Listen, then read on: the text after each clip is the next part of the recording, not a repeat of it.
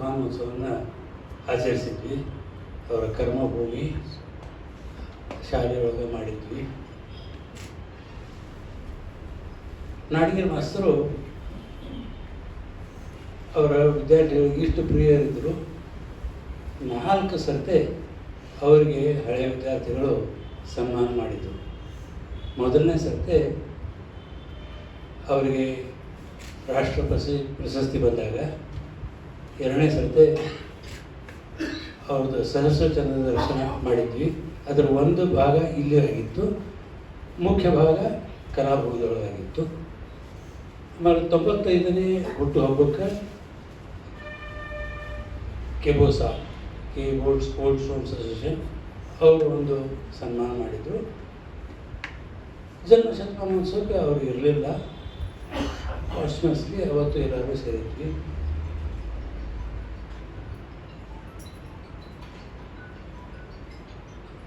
ಅವರು ಶಾಲೆಯೊಳಗೆ ಒಂದು ಬೋರ್ಡ್ ಹಾಕಿದ್ದು, henceforth you and school are one, what you are the race shall be. ಇವತ್ತು ಅದಿಲ್ಲ, ಅವ್ರು ಹೋದ್ಮೇಲೆ ಅದಿಲ್ಲ. ಅಂದರೆ ಒಬ್ಬ ಶಿಕ್ಷಕನ ಜವಾಬ್ದಾರಿ ಒಂದು ಜನಾಂಗವನ್ನು ಕಟ್ಟುವುದು ಅನ್ನುವಂಥ ಆ ಧ್ಯೇಯದಿಂದ ಅವರು ಶಿಕ್ಷಕ ವೃತ್ತಿಯನ್ನು ಆರಿಸಿಕೊಂಡ್ರು. ಅದನ್ನು ಆರಿಸಿಕೊಳ್ಳಲಿಕ್ಕೆ ಮುಖ್ಯ ಪ್ರೇರಣೆ ಅಂದರೆ ಕಪೂರ್ ಡಾಕ್ಟರ್. ಅವರು ಕರ್ಮರ್ಕರು, ದಿವಾಕರ್ ಇವರೆಲ್ಲರ ಜೊತೆಯಲ್ಲಿ ಸ್ವಾತಂತ್ರ್ಯ ಸಂಗ್ರಾಮದಲ್ಲಿದ್ದವರು. ಮನಸ್ಸು ಮಾಡಿದರೆ ಅವರು ಕೇಂದ್ರ ಸಚಿವರಾಗ್ಬೋದಾಗಿತ್ತು, ಎಲ್ಲ ಆಗ್ಬೋದಾಗಿತ್ತು. ಆದರೆ ಕಪೂರ್ ಡಾಕ್ಟರು ಮಾಧ್ಯಮಿಕ ಶಿಕ್ಷಣದೊಳಗನೆ ನಾವು ಮಕ್ಕಳಿಗೆ ಏನಾದರೂ ಮೌಲ್ಡ್ ಮಾಡಲಿಕ್ಕೆ ಸಾಧ್ಯ ಇದೆ, ಅದನ್ನು ಇಲ್ಲೇ ನಿಂತ್ಕೊಂಡ್ರು. ಅವ್ರು ಎಷ್ಟು ಕಷ್ಟಪಟ್ಟರು ಅಂತ ಎಲ್ಲರಿಗೂ ಗೊತ್ತು. ಇವರು ಇಷ್ಟು ಮಾಡಿದ ಮೇಲೆ ಆ ಜನಾಂಗವನಿಗೆ ಎಂಥ ಜನಾಂಗ ಕಟ್ಟಿದ್ರು ಅವರು ನಾಡಿಗೆ ಮಾಸ್ತರು.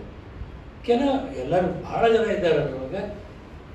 ಕೆಲ ಹೆಸರು ತೊಗೋಬೋದು ಅಂದರೆ ಒಬ್ಬರು ಜಸ್ಟಿಸ್ ಮಳಿಮಠ ಅವ್ರ ಹೆಸರು ಹೇಳ್ಬೋದು, ಜನರಲ್ ಸರ್ದೇಶ್ ಪಾಂಡೆ ಅವ್ರ ಹೆಸರು ಹೇಳ್ಬೋದು, ಪದ್ಮಶ್ರೀ ವಾದರಾಜ್ ಪಂಚಮುಖಿಯವ್ರ ಹೆಸರು ಹೇಳ್ಬೋದು, ಆನಂದ್ ಕಪೂರ್ ಅವ್ರ ಹೆಸರು ಹೇಳ್ಬೋದು, ಆನಂದ್ ಪಾಂಡ್ರಂಗಿ ಅವ್ರ ಹೆಸರು ಹೇಳ್ಬೋದು. ಇಂಥ ಹೆಸರು ಭಾಳ. ನಾನು ಕೆ ಬೋರ್ಡ್ಗೆ ಚೇರ್ಮನ್ ಜವಾಬ್ದಾರಿಯನ್ನು ಕೊಟ್ಟಿದ್ದು ಅನಿಸುತ್ತೆ. ಆವಾಗ ನನ್ನ ಸುದೈವ ಅದು ಶತಮಾನೋತ್ಸವ ಆಚರಿಸ್ತಾ ಇತ್ತು ಕೆ ಬೋರ್ಡು. ಕಪೂರ್ ಡಾಕ್ಟರು ಮತ್ತು ನಾಡಿಗಿರಿ ಮಾಸ್ತರು, ಜೋಶಿ ಮಾಸ್ತರು, ಹೋಳಿಗುಟ್ಟೆ ಮಾಸ್ತರು ಕೂಡಿ ಸುವರ್ಣ ಮಹೋತ್ಸವವನ್ನು ಆಚರಿಸಿದ್ರು ಕೆ ಬೋರ್ಡಿಂದು. ನಾನು ಸೆಂಚುರಿ ಆಚರಿಸಿದೆ. ಆವಾಗ ಒಂದು ಭಾಗ ಏನಿಟ್ಕೊಂಡಿದ್ದೆ ಅಂದರೆ ಔಟ್ಸ್ಟ್ಯಾಂಡಿಂಗ್ ಅಚೀವರ್ಸ್ ಏನಿದ್ದಾರೆ ಅವರೆಲ್ಲರನ್ನೂ ಇಂದಿನ ಪೀಳಿಗೆಗೆ ನಾವು ಪರಿಚಯ ಮಾಡಿಕೊಡ್ಬೇಕು ಅಂತ ಒಂದು 35 ಜನ ಇಂಥವ್ರು ನಡೆಸಿದ್ವಿ. ಕಟ್ಟೇಶ್ ಕಟ್ಟಿ ಅಂತವರು ಅವರು ಅವತ್ತಿನ ದಿವಸ ಬ್ಯಾಂಕಾಕ್ನಾಗ ಇರಬೇಕಾಗಿತ್ತು. ಅದು ಒಂದು ದಿವಸ ಕಟ್ ಶಾರ್ಟ್ ಮಾಡಿ ಆ ಸಮಾರಂಭಕ್ಕೆ ಅಟೆಂಡ್ ಆಗಿತ್ತು ಅಂತ. ಅದು ಅತ್ಯಂತ ಸಮಾಧಾನ ಕೊಟ್ಟಿತ್ತು ನನಗೆ.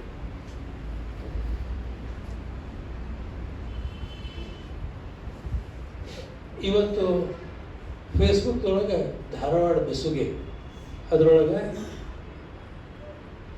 ನಾಡಿಗೆ ಮಾಸ್ತರ್ ಬಗ್ಗೆ ಅವರ ಪರಿಚಯವನ್ನು ಜಯ ಹನುಮಂತಗಡನವ್ರು ಹಾಕ್ಯಾರ. ಜಯ ಹನುಮಂತಗಡ ಕಾಕು ಅಂದ್ರೆ ಕಾಕು ಅಂತ ಯಾಕೆ ಅಂತಿದ್ರು ಅಂದ್ರೆ ಆ ಕಾಲದೊಳಗೆ ಮಾಳಮಡ್ಡಿಯೊಳಗೆ ನಾಡಿಗೆ ಮಾಸ್ತರ್ ಮಾಡೋದೇ ಅಂದರೆ ಕಾಕು ಎಲ್ಲರಿಗೂ. ಅವರ ಅಣ್ಣನ ಮೊಮ್ಮಗ HCL ಟೆಕ್ದಾಗ ವೈಸ್ ಪ್ರೆಸಿಡೆಂಟ್ ಇದ್ದಾನೆ. ಅವ್ನು ಹಿಂಗೆಲ್ಲ 110th ಬರ್ತ್ ಆ್ಯನಿವರ್ಸರಿ ಇದೆ ಅಂತಂದ್ರೆ ನಿಮ್ಮ ಕಳಿಸೋದಿಕ್ಕೆ ಹಾಕ್ತೀನಿ. ಸವಿಸ್ತಾರವಾಗಿ ಅವರ ಪರಿಚಯವನ್ನು ಅದ್ರಾಗ ಕೊಟ್ಟಾಗ ಫೇಸ್ಬುಕ್ನಾಗ ಫುಲ್ ಸಿಗ್ತದೆ. ಯಾಕಂದರೆ ಎಲ್ಲ ಈಗ ಹೇಳಿ ಆಗೋದಿಲ್ಲ, ಅದು ಸಿಗ್ತದೆ.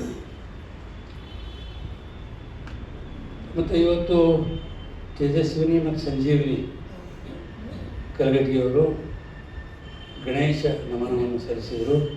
ಅವರಿಗೆ ನನ್ನ ಹೃತ್ಪೂರ್ವಕವಾದ ವಂದನೆಗಳನ್ನು ಹೇಳ್ತೀನಿ. ಇನ್ನು ಪಾಟಂಗಿಯವ್ರ ಬಗ್ಗೆ ಹೇಳಬೇಕು ಅಂದರೆ ನಾಡಿಗೆ ಮಾಸ್ತರು ಮಹಾನಮಡ್ಡಿ ಬಿಟ್ಟು ಸಪ್ತಾಪುರಕ್ಕೆ 1984ಕ್ಕೆ ಬಂದರು. 1985 ಪಾಂಡುರಂಗಿಯವರು ಮಿರಾಜ್ ಬಿಟ್ಟು ಅದೇ ರಸ್ತೆ ಒಳಗೆ ಬಂದರು. ನಾವು ಹೊಟ್ಟೆಪಾಡಿಗೆ ಊರು ಬಿಟ್ಟು ಹೊರಗೆ ಹೋಗಿದ್ವಿ. ಕರೆ ಮಗ ಅಂದರೆ ಅವರೇ ಇದ್ದರು, ಅಲ್ಲೇ ಇರ್ತಿದ್ರು. 84ರಿಂದ 2011ರವರೆಗೆ ನೋಡ್ಕೊಂಡವರು ಪಾಂಡ್ರಂಗಿಯವರ ಅವರು. ನಾವು ದಸರೆಗೆ ಸಂಕ್ರಾಂತಿಗೆ ಬರಲಿಕ್ಕೆ ಆಗ್ತದೋ ಆಗ್ತಿದ್ದಿಲ್ಲೋ, ಅದು ಇವ್ರು ಮಾತ್ರ ಎಂದೂ ತಪ್ಪಿಸ್ಲಿಲ್ಲ ಅವ್ರು ಹೋಗಿ ಭೇಟಿಯಾಗೋದು. ಅವ್ರು ಹೇಳಿದರು, ಅವತ್ತೆಂದ ಅವ್ರಿಗೆ ಶರ್ಟ್ ಪೀಸ್ ಹಚ್ಚಿದ್ರು. ಮುಂದೆ 8-10 ದಿವಸದೊಳಗೆ ಅವ್ರಿಗೆ ರಾಜ್ಯೋತ್ಸವ ಅವಾರ್ಡ್ ಬಂತು. ಅವ್ರ ಆಶೀರ್ವಾದ ನಾಡಿಗೆ ಮಾಸ್ತರವರು. ಪಾಂಡ್ರಂಗಿ ಆನಂದ್ ಅವರು ಮನೋರೋಗ ತಜ್ಞರು. ಅವ್ರು ನೋಡಿದಷ್ಟು ಜನರನ್ನು ನಾವು ಯಾರೂ ನೋಡಲಿಕ್ಕೆ ಸಾಧ್ಯ ಇಲ್ಲ. ಅದು ರೋಗಿಗಳಾಗಿ ಬಂದಿರಬಹುದು, ಬಟ್ ಹೊರಗೆ ಹೋಗೋ ಮುಂದೆ ಅತ್ಯಂತ ಹುರುಪಿನಿಂದ ಹೋಗುವಂಥ ಎಲ್ಲರೂ ಇರ್ತಾರೆ. ಅವ್ರ ಬಗ್ಗೆ ಕೇಳಬೇಕು ಅಂದ್ರೆ ತೋಂಟದಾರ್ಯ ಸ್ವಾಮಿಗಳಿಗೆ ಕೇಳಬೇಕು.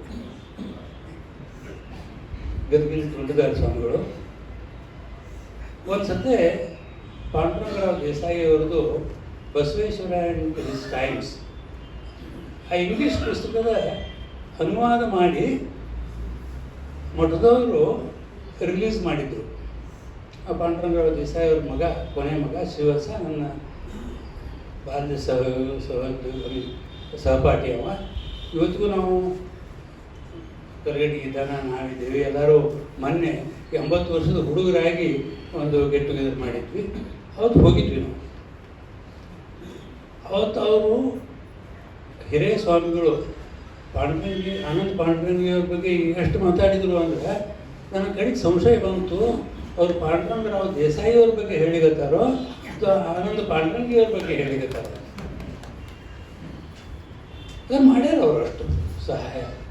ಪ್ರತಿ ರವಿವಾರ ಗದಿಗೆ ಹೋಗಿಬಿಟ್ಟು ಅಲ್ಲಿರುವಂಥ ಎಲ್ಲ ರೋಗಿಗಳನ್ನು ಪುಕ್ಕಟೆಯಾಗಿ ಅವರಿಗೆ ಟ್ರೀಟ್ಮೆಂಟ್ ಕೊಟ್ಟು ಬರ್ತಿದ್ರು. ನಾವು ಒಂದು ಸತಿ ಕೇಳಿದ್ವಿ, ಮನೆ ಕೇಳಿದವ್ರಿಗೆ, ಇಷ್ಟು ಸತಿ ಹೋಗಿ ಬರ್ತಿದ್ದಿಲ್ಲ, ಭಾಳ ಒಳ್ಳೆಯ ಕೆಲಸ ಮಾಡಿದ್ವಿ. ಅದರಿಂದ ಒಂದು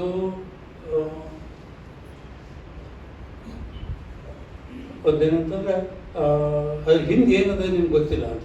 ಏನು ಅಂದ್ರೆ ನಮ್ಮ ಮನೆಯವ್ರ ತವ್ರ ಮನೆ ಗದಗಿನಾಗಿದ್ರು, ಅವ್ರು ಹೋಗ್ಬೇಕಂತಿದ್ರು. ಆ ನೆವ ಮಾಡ್ಕೊಂಡು ನಾನು ಹೋಗ್ತಿದ್ದೆ. ಸೊ ಹೀಗೆ ಅವರಿಂದ ಎಷ್ಟೋ ರೋಗಿಗಳಿಗೆ ಅವರು ಫೀಸು ತೊಗೊಳೋದ್ಲೇನೂ ಗುಣಪುರನ ಮಾಡ್ಯಾರ. ಅವರಿಂದ ಸಹಾಯ ಪಡೆದವರು ಬೆಳಗ್ಗೆ ನೋಡ್ತೀವಿ ನಾವಲ್ಲೇ. ನನ್ನ ಮೊದಲೇ ಮನೆ, ಅವ್ರನ್ನ 4ನೇ ಮನೆ. ಮುಂದಿನ 5:30ರಿಂದ ಮಂದಿ ಬರ್ಲಿಕ್ಕೆ ಶುರು ಮಾಡ್ತಾರೆ. ಆ ಥರದ್ದು ಅವ್ರು ನಡೆದದ. ಮತ್ತು ಅವ್ರಿಗೆ ರಾಜ್ಯೋತ್ಸವ ಅವಾರ್ಡ್ ಬಂದದ. ಮತ್ತು ಅವ್ರು ಹೇಳಿದ ವಿಷಯದ ಬಗ್ಗೆ ನಾವೇ ಹೇಳಿದ್ರಾಗ ಏನು ಅರ್ಥ ಇಲ್ಲ. ಅವ್ರು ಉದಾಹರಣೆ ಕೊಟ್ಟು ಯಾವ ರೀತಿಯಿಂದ ಮನೋಭೂಮಿಕೆಯನ್ನು ಉಪಯೋಗಿಸ್ಕೊಂಡು ಜನರನ್ನು, ನಾವು ಮಕ್ಕಳನ್ನು, ಜನರನ್ನು ಹೇಗೆ ಸುಧಾರಿಸ್ಕೊಂಡು ಎಲ್ಲ ಹೇಳಿದರು. ನಾಡಗೇರಿ ಮಾಸ್ತರ ಆಶೀರ್ವಾದದ ರಾಜ್ಯೋತ್ಸವ ಅವಾರ್ಡು ಬಂದದ. ಆಮೇಲೆ ಆನ್ಲೈನ್ ಡಾಕ್ಟ್ರೇಟು ಬಂದದ ಕರ್ನಾಟಕ ಯೂನಿವರ್ಸಿಟಿಯಿಂದ. ಇನ್ನು ಒಂದೇ ಒಂದು ಉಳಿದು ಪದ್ಮಶ್ರೀ ಬರಬೇಕು. ನಾಡಗೇರಿ ಮಾಸ್ತರ ಆಶೀರ್ವಾದದ ಇನ್ನೊಂದು ವರ್ಷದೊಳಗಾಗಿ ಅದು ಅವ್ರಿಗೆ ಬರ್ತದೆ